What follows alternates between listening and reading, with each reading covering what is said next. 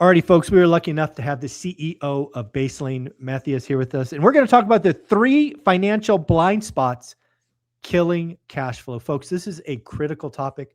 You buy real estate, specifically rental real estate, to produce cash flow. And as I've said 100 times, 2026 is the year of operations. And folks, if you don't get operations right, you will have cash flow problems. So Matthias, this topic is near and dear to my heart, my audience. What are the 3 financial blind spots killing cash flow? Thank you, Michael. It's great to be back with you here. This is a problem that we think about quite a lot at Baselane. We see it firsthand. We have 50,000 customers, and so we can see kind of how different components of the market are kind of impacting investors. And so 3 things that we like to speak about is, one, lack of financial clarity. That's a killer for your cash flow. Money leaks, right? So not being able to control your money. And the last one is kind of systems that break at scale, right? Not having the right systems. And so I think all of those are very much in line with your thesis of year of the operator. So I love that. We'll have to use that more. Yeah, please do. Yeah. So let's kind of dig into this, because I think all 3 of these are on target and will hit different people different ways. But let's start with clarity. Again, I think, this is one that's really subtle. I think a lot of people buy rental properties and they talk about cash flow. They think they're clear, but let's dig into clarity, because sometimes you may not be as clear as you think you are. Yeah, 100%. So I think what's happening, right? So, I think one of the reasons why I see sometimes investors struggle is they have, lack of financial clarity across their properties, right? And many times all of their rental properties are kind of commingled into one kind of Excel sheet, or kind of, into one bank account. And so not having that kind of property level data can be a problem, right? You want to be able to see kind of how, each of your properties performing. You want to be able to see, which are the ones that are doing well, which are the ones that are kind of the underperformers, right? So sometimes when you don't have that clarity at a property level, I think what ends up happening is that you kind of, it goes unnoticed. And so that's one element around lack of clarity. I could, speak from personal experience on this. We were probably in the game 5 or 6 years at this point. We probably didn't even 1031 yet. So we probably had 8 units. And I remember filing my taxes. So step back. So we have 8 units. If you were to ask me how we were doing, I would have said break even, maybe a little positive. Yeah. But we go and file our taxes. We finally have to break stuff down. This is before systems, right? I've been doing this almost 30 years. So there were no mobile apps or anything, right? We're literally faxing expenses back and forth with my property managers. This is how old I am. And we go and do our taxes. It comes back, a couple weeks later, because we have, more complex tax statement than most. And lo and behold, what we find out is we have 1 leaky boat. 7 of the 8 are arguably cash flow monsters. But we had one house was actually the duplex that was just leaking left, right, and center. And for whatever reason, we missed it all year. Because again, we're both busy employees, raising a daughter. I'm traveling around the world. All we're caring about is, hey, is our rentals paying the mortgage? Because that's all we thought it was at this point. We weren't trying to live off cash flow. Let's not get it, confused. And so we were happy. But lo and behold, we would have been really happy if we would have understand that, because we could have done things to that duplex to make it perform better, or worst case, we could have sold it and used that proceeds somewhere else. So I will admit, kind of, I've lived this lack of clarity, and it almost cost us. So I like it. Yeah, no, I appreciate that story. And I think one of the things that I'll even go further on is, you mentioned kind of break even. And I would even say, can we look at this in even better lens, right? Like, is there actually true return on investment tracking, right? So most investors are saying, hey, this is my rent, this is my income that's coming in, these are my expenses, this is what I have left over. But it really what you should be looking at is like, what is the actual return on the investment you've made? Absolutely. Right? And I think that's when you start to realize, okay, look, like, that's when you realize, is this the best way to kind of build wealth, build passive income, whatever you're looking to do. And I think that's a super important distinction as well. No, I mean it's everything. I mean, if you hear me tell the stories today, I talk about yield, right? Buy box and Yep, yield. And 100%. a yield is nothing more than a return on capital, whatever you want to call that. But yeah, it's how much money do I put in? How much money do I get out? That's the only thing that matters. And, at year 5 or 4, wherever I was in this story, I had no idea. I knew what I expected, like, because I Mhm. still did the buy box and calculated the yield before I bought Yep, the deal, but I didn't have the introspection, honestly, nor the care to look backwards. And I should have, right? I should have, yep, because that would have told me and helped me learn, like, oh, this one's, I thought this would be an 11. It's a 13. Why? Rents are better, expenses lower. Why? This right. one's a -8. What the heck is going on? Why is this a -8? It's supposed to be a 17. Mhm. So you're absolutely right. I fully admit I was not as disciplined at year 4, year 5. So this is good insight. I like the clarity. Yeah. And maybe the last piece to touch on clarity, and this is maybe for folks that are just getting started on their kind of investment journey. Definitely do not blend your personal and rental No, funds. Right. don't do So, that. this No. is, That moving I got money in right. and I out. never did that. Yeah. So, that's a nightmare. And so, Yes. tons of Oh, confusion at tax time, horrible. tons of, terrible mistakes, stuff done there. Yes. But, that is one that I will point out, Please because separate your life. yeah. Yes. So start out by keeping things separate, and maybe, just to close kind of the lack of financial clarity conversation. I'll say, like, how base lane can help you. One, like, Mhm. you come on a base lane, as you open an account. We're going to prompt you to set up what we call property level accounts. So you have, like, Mm. visibility by property. You can set up accounts for security deposits, for maintenance reserve, for, savings for the next purchase you have. Uh, we automatically categorize every transaction that comes through every account to the right property and to the right tax category. Mm. And so that is all done with you. Obviously, you can go and audit it. You can see what's been reviewed. So, you're making sure that really you have very clear property level data. You really are tracking kind of your ROI in the right way. And then, instead of having to go and, like, stitch together spreadsheets, like, the performance we give you is live, right? And Yeah. of course, Yeah. you can go much deeper into it. You can kind of go and depreciate every single one of your assets in the right schedule. That all flows directly into kind of Mm. your schedulee. So you can actually have really clear visibility and optimize those things. And so, I yeah, love that. that's kind of that topic, right? Lack of financial clarity. I think, Beautiful. you've nailed it on the head with some good examples. Beautiful. Um, Well, folks, don't forget, it's right there on the screen, baselane.com/ORAT. They were nice enough to add our ORAT family to their main website. So go check it out, see what he's talking about. But let's get to number 2. That was only number 1, right? We're going to hit 3. Number 2 was money leaks. And as soon as you said that, all I could do was cringe, because I know I've had several money leaks over the years. So talk about money leaks.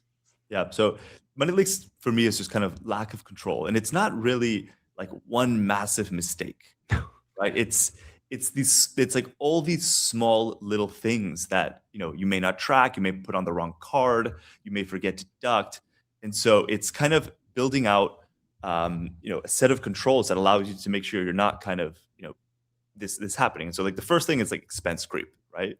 Like, I think this happens to everyone. You have these small, recurring costs or small kind of one-off costs, whether it's some new tool or some maintenance or some new fee, or some new software, and it kind of just goes unnoticed. And, without the right tracking, this slowly increases, and it doesn't, like, there's no accountability for it, right? And so Mm. how can you kind of make sure that there isn't this expense creep, and you can actually see things in a really clear way? I've had many times where I've put, a new expense on the wrong card. All of a sudden, I have a card that's saved on my computer, and I put the wrong one, and all of a sudden that gets lost. Yep. Or, I lose a receipt, or by accident I, put the wrong account and I pay for something. And so all of a sudden these things matter, and they seem Mhm. small, but, accumulate this across 12 months, and, it can add up. Yeah, I'll go even one level deeper. Again, in our portfolio today, which is, not small, we obviously have a property management firm with all their Yep. systems in place, but occasionally we get mailed a bill from the city. Mm. And if we're not careful, right, we'll just pay it automatically Mhm. and not get it attached to the property, not get it added to the system. These Right. these money leaks, a $99 bill for some license registration, is not going to kill us. But I mean, that's just an example of a money leak that it all adds up. That's $99 that we should deduct from income that saves on taxes. It's just part of the business. And we still have money leaks. I caught a couple of those last year. I'm like, why are we paying this? And not the property manager. But so it happens at all scales. The other one is, I had a duplex at one time.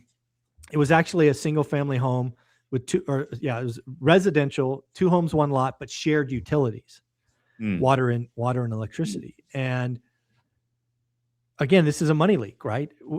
I caught it like a year after I should have, but the electricity bill just kept going up like this. And pretty soon we went from having $300 or $400 cash flow to nothing.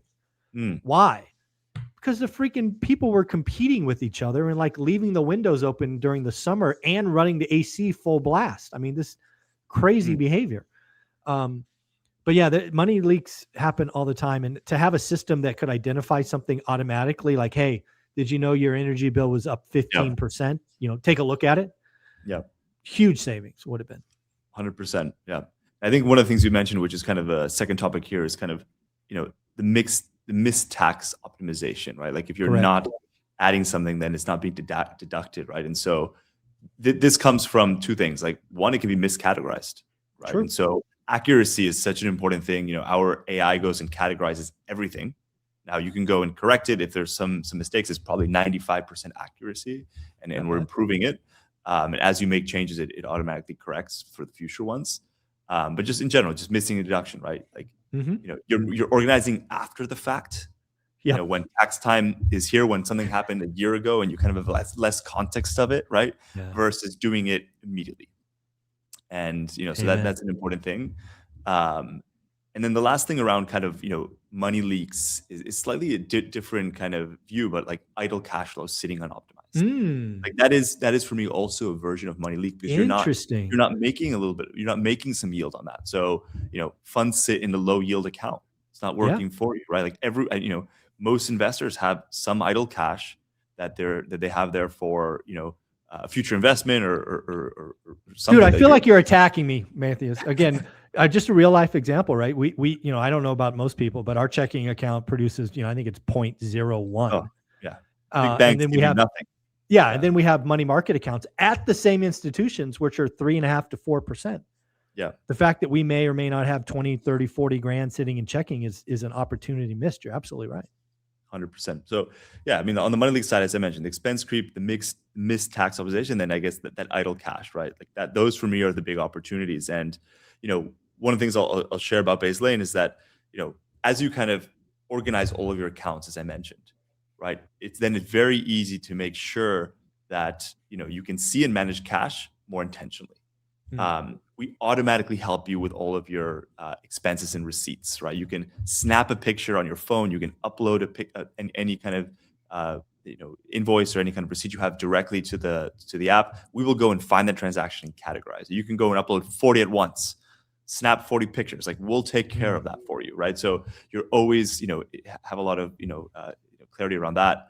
And then just again, like clean categorized books makes tax time so much easier. And it's easier to do it kind of the month it happens than 12 months later, or even that's tough. We all know that. Yeah. Well, let's get into a little bit on the money leak side. No, this is great. Clarity, financial clarity, money leaks. The last one, again, is something that I think a lot of real estate investors will eventually feel if they have it, and that is systems that kind of self-correct or break down as they scale their portfolio. It's one thing to start with a spreadsheet with one house. Yep. It's something very different when you have a house, a fourplex, and a condo, right? These systems start to break down. So tell me what you mean by that one.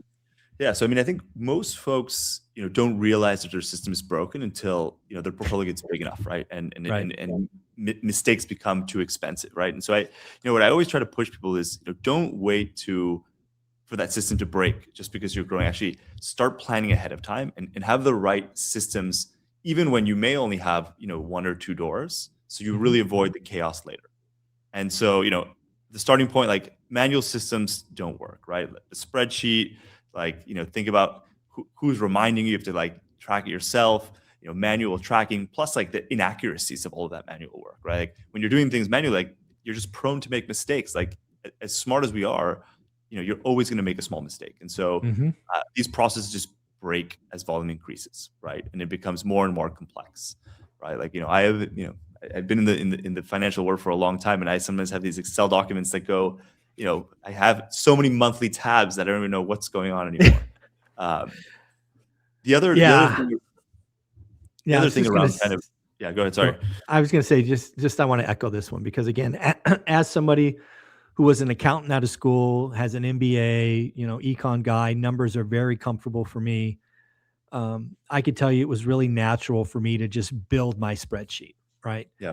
And at some point, again, you got to remember, a busy tech guy around the world raising a family. I remember it was like house number 6 or 7. I was up at like 1 a.m, kind of doing my monthly thing. And I'm like, this is, I didn't sign up for this. This is supposed to help me retire. And here I'm at 1:30 when I should be asleep doing freaking Excel spreadsheets. And again, some of that's because we didn't have apps back in, 2000, but just that mindset of I'll build it on my own. Then you scale and it's like, whoops, now it's my whole life.